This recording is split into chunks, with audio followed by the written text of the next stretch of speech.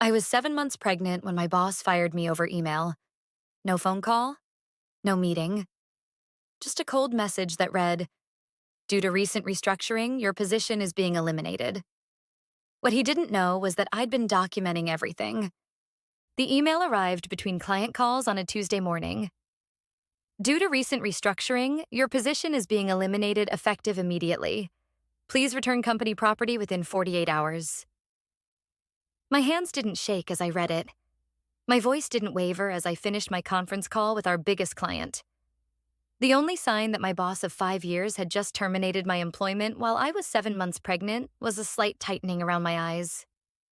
I waited until the call ended before typing my response. Acknowledged. I'll coordinate the return of company property with HR. My name is Lauren Mitchell, and at 34, I had just received the most callous dismissal in corporate history. But while Greg was probably congratulating himself on his efficient handling of my problem, imagining me in tears over my sudden unemployment, I was calmly backing up files from my work laptop and forwarding key emails to my personal account. The signs had been there for months. The sudden removal from client accounts I'd cultivated for years. The meetings I wasn't invited to anymore. The subtle comments about my focus and priorities that started the day after I announced my pregnancy. 3 months ago, I'd found myself excluded from an executive retreat I'd helped plan. A retreat where, I later learned, they discussed succession planning for my position. That same evening, I'd contacted an employment lawyer who specialized in discrimination cases. A week later, when my access to certain shared drives was mysteriously revoked, I began documenting every interaction, saving every email, and recording conversations in states where one-party consent was legal. The case I was building wasn't out of paranoia. It was preparation. My phone buzzed with a text from Greg. Hope there are no hard feelings. These decisions are never personal, just business. Good luck with the baby. Melissa, I replied. The newly promoted junior manager who'd been shadowing me for the past month, ostensibly to learn from the best, but actually to prepare for my role. She was talented but inexperienced, with half my client knowledge and none of my industry connections. I didn't respond to his text. Instead, I called my lawyer, the one I'd been consulting with regularly since I noticed the shift in treatment. "It's time," I said simply. "He just made his move." "The paperwork is ready," she replied. "I'll file the complaint first thing tomorrow. Do you have everything we discussed?" "Every single document, plus some new emails from this morning. They really didn't think this through." Another text from Greg. "HR will contact you about your benefits. You should qualify for short-term disability for your condition." My condition. Not my pregnancy. Not my maternity leave that I was legally entitled to under FMLA. My condition, as if expecting a child was a disease that rendered me professionally useless.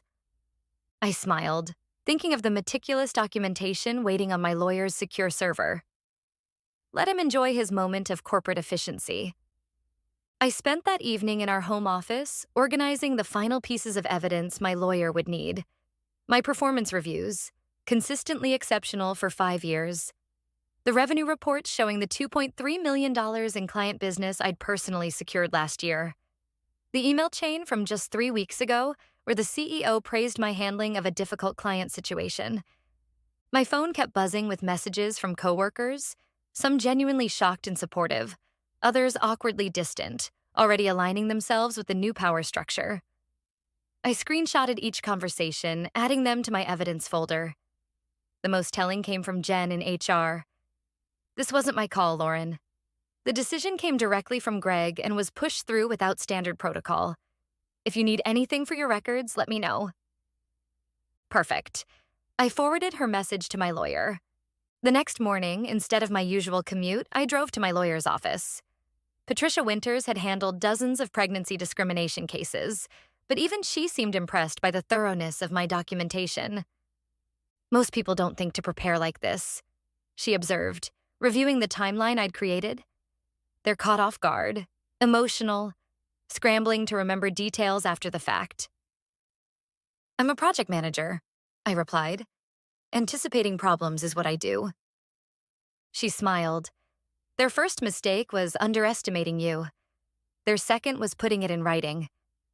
This line here, she pointed to an email where Greg mentioned maintaining client confidence during your absence, 6 months before my due date. That's textbook discrimination language. What happens now? I asked. Now, Patricia said, we file the complaint with the EEOC and prepare for battle. But first, let's discuss what you want. Reinstatement, severance, full damages? I thought about Greg's smug text messages, about the months of subtle undermining, about the stress I'd endured while trying to maintain a healthy pregnancy. I want accountability, I said, for me and for every other woman who's been pushed out for having a family. The company's response was swift and predictable. Their counsel reached out within days, proposing a settlement that included 6 months' salary and health benefits through my delivery, in exchange for a non-disclosure agreement and release of all claims. Patricia forwarded their offer with a single question. What do you think? I declined without hesitation. What followed was a corporate scramble I'd anticipated from the moment I received that termination email. First came the official response denying any discrimination. Ms. Mitchell's position was eliminated due to departmental restructuring unrelated to her pregnancy status. Then came character testimonials from other female employees, none of whom were mothers, I noted, vouching for the company's family-friendly policies. But the dam was already breaking. My complaint had triggered an internal investigation that soon revealed I wasn't alone. Emily from accounting had been demoted after returning from maternity leave last year. Sophia in design had her flexible work arrangement revoked shortly after announcing her adoption plans, and Rachel, a former executive assistant, had settled a similar claim quietly 2 years ago, complete with an NDA that our case was now challenging. 3 weeks after my firing, industry blogs picked up the story. Rising star executive fired while pregnant files discrimination suit against MarketEdge. The company's stock took an immediate 3% hit. Small, but noticeable. Greg's response was a company-wide email about baseless accusations and disappointment in a former valued employee. I had anticipated this too, which is why we'd timed the release of selected evidence to coincide with his statement. 3 damning audio recordings hit social media that afternoon, including one where Greg explicitly told another manager, "We need someone without distractions in Lauren's role. She's going to be changing diapers, not pitching clients." The recordings went viral in our industry circles. By evening, 2 major clients had issued statements reevaluating their relationship with MarketEdge. By the next morning, the CEO had announced an expanded investigation into workplace culture concerns.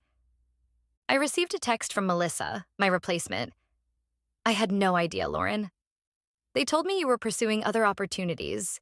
This isn't what I signed up for." I didn't respond immediately. The truth was, I didn't blame Melissa. She was just another pawn in Greg's game, albeit a more willing one than I had been. The emergency board meeting on Friday was exactly the kind of corporate panic I'd predicted. Greg was placed on administrative leave pending investigation. An interim management team was announced. Damage control statements were issued to clients and the media. And then came the call I'd been waiting for. From Patricia, who had just met with their legal team. "They want to settle," she said, "and they're offering a lot more than 6 months' salary." What's the catch? Standard NDA, of course, but they're also offering a formal apology, reinstatement with promotion if you want it, and a commitment to revamp their parental leave policies.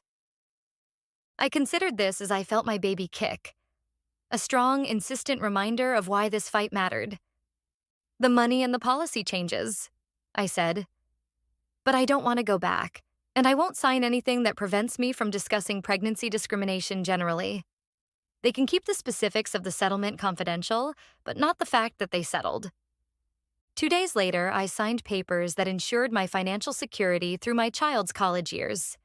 The company announced a mutual resolution and the immediate implementation of expanded parental leave benefits, including 6 months of paid leave and guaranteed position protection. Greg's resignation was announced the following week, couched in terms of pursuing new opportunities, His LinkedIn profile quickly vanished.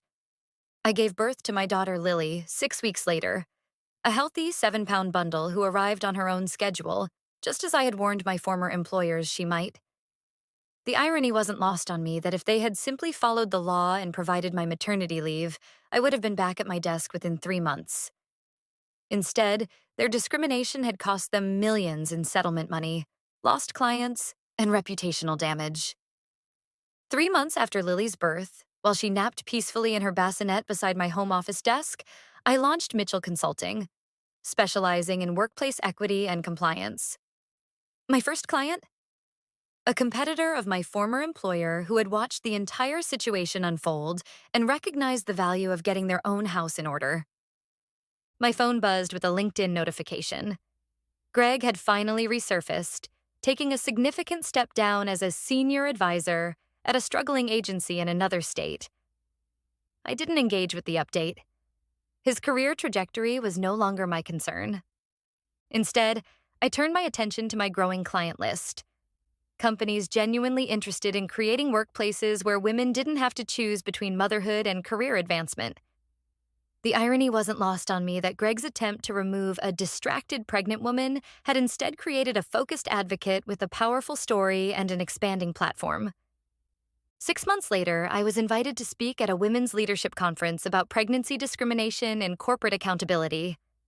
As I prepared my presentation with Lily cooing in her playpen nearby, I reflected on the journey that had brought me here. My former company had not only survived, but had become an unlikely example of transformation. Their new parental policies now considered industry-leading. A former colleague who still worked there told me the culture had shifted dramatically. People actually take their full parental leave now without fear. She said, "Your case changed everything." During the Q&A portion of my speech, a young woman asked, "Weren't you scared? Standing up to such a large company while pregnant?" I thought about those months of quiet documentation, of forwarding emails to my personal account, of recording conversations where my boss revealed his true thoughts about pregnant executives. I wasn't scared. I answered truthfully. I was prepared. The most powerful emails I'd collected weren't the obviously discriminatory ones. They were the ones revealing the systematic way they'd planned my removal from the moment I announced my pregnancy. The meetings scheduled during my doctor's appointments, the gradual transference of my client relationships, the sudden concerns about long-term commitment that appeared in my performance notes. The most important thing I learned, I told the audience, is that discrimination rarely announces itself. It doesn't arrive wearing a name tag. It creeps in through concerns and restructuring and business necessities. The second most important thing I learned is that documentation is your strongest ally. A year after Greg's dismissive termination email, Mitchell Consulting had expanded to include 3 associates, all working flexible schedules that accommodated their family commitments. We specialized in helping companies avoid the very mistakes my former employer had made, not just because discrimination was illegal, but because it was bad business. The irony of my situation wasn't lost on corporate America. The pregnant woman they'd fired for being distracted had built a thriving consulting practice focused on helping companies retain talented women. The project manager they'd underestimated had orchestrated a response so meticulous it had transformed an entire company's culture. Sometimes, I realized, the most powerful response to discrimination isn't just legal victory. It's demonstrating exactly why they were wrong about you in the first place. 18 months after my firing, I received an unexpected email from MarketEdge's new head of diversity and inclusion, a position created in the aftermath of my case. "We're launching a speaker series on inclusive leadership," it read. "Your perspective would be invaluable to our organization's continued growth. Would you consider sharing your insights with our leadership team?" I smiled at the full circle moment while watching Lily take her first wobbly steps across our living room floor. The company that had once viewed my motherhood as a liability now wanted to learn from my experience. My response was simple. "I'd be happy to discuss the engagement. My consulting rate is attached." Because the final lesson in this journey was perhaps the most important. Know your worth, document your value, And never let anyone convince you that motherhood and professional excellence can't coexist. The company that had once discarded me was now willing to pay premium rates for my expertise, proving that sometimes the best revenge isn't just winning the legal battle, but thriving in ways your opponents never imagined possible. I picked up Lily, who giggled and grabbed at my hair with pudgy hands, blissfully unaware of the corporate drama that had surrounded her before birth. That's right, I whispered to her. Mommy didn't just win the battle. She changed the war. Because sometimes the most powerful response to discrimination isn't just surviving it, it's transforming it into your greatest professional strength.